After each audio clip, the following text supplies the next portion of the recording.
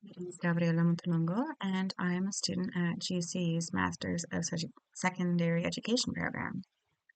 Today I will be reviewing the transition from student to teacher, the role of the teacher, professional disposition of learners, the effect personal bias has on teaching and learning, and reflecting on my own personal dispositions of learners related to education. How I will uphold and adhere to academic and professional integrity as a teacher candidate and as a future teacher. The role of the teacher is to guide learners into building critical skills to help with the improvement of their ethic, academic, and personal growth. This can be done by integrating consistency into all aspects of the classroom dynamic. Lessons that are planned and practiced are more likely to be understood by student learners. This usually looks like attending and participating in planned learning centers or PLCs, and collaborating with other teachers in your grade level or across content specialties. Although even this doesn't guarantee student content mastery, as all students are individual learners with individual needs and possible accommodations. It's the role of the teacher to take these students into consideration and try and plan for or go back and tweak lesson plans to better engage learners who are struggling in the classroom. Several ways to make sure that the role of teacher is held to high expectations is to refer to grade and subject standards, to keep abreast of research-based teaching strategies, and to advocate to their local school leaders for professional developments that will help them advance in their profession. Another responsibility of the teacher is to cultivate a professional disposition of learners, or a set of values, commitments, and professional ethics that influence behavior towards students, families, and caretakers, colleagues, and communities that impact student learning, motivation, and character development, as well as the teacher's own professional growth. These professional dispositions help forecast whether teachers are likely to apply the knowledge and skills they learn during teaching preparation programs to their own classroom teaching, even when they are not being critiqued.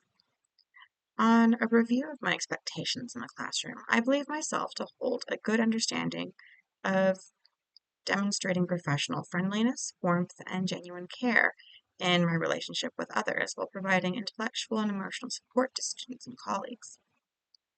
I have also invested a lot of time developing an ethics of fairness, as many of the students I work with have come from traumatic backgrounds and have developed an extreme sensitivity to perceived unfairness as a result.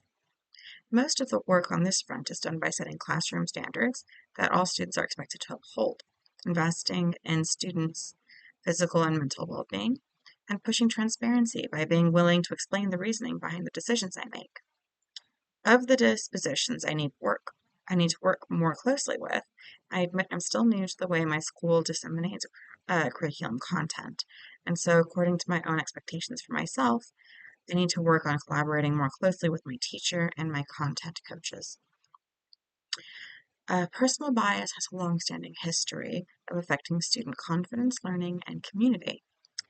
My grandmother refused to teach my father Spanish due to the negative bias she experienced in school as a child, and as such there was a large divide in our household over language, which left my Spanish fluency damaged and led to rejection from certain spaces in my community. According to expectations of the profession, fairness should be taken into perspective when assessing student learning consistently and without bias, regardless of student background or native language.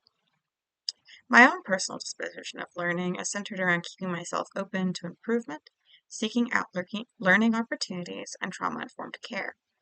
As a current teaching candidate and paraprofessional in a behavioral classroom, I consistently aim I'm giving I'm consistently given the opportunity to develop and test my professional integrity with a team of supportive and knowledgeable teachers, administrators, and teaching coaches. I also take advantage of my connections as a graduate student to explore university resources and further discussion on topics I find integral to the teaching environment, such as English language learners, community collaboration, and advocacy for students with disabilities. Thank you for your time.